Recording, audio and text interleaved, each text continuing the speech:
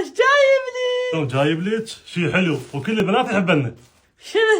جايب لي اندومي. بعد قبل شنو؟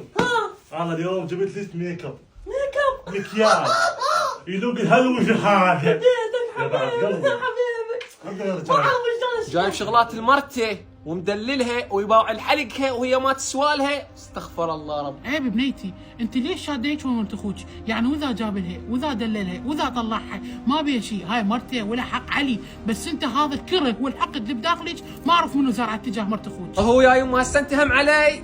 اخي سوا هلا. اعطيه جاب لي مكياج ايه وحبيت اتقاسم انا وياك حبيبتي. عافيه بعد امك فديحه.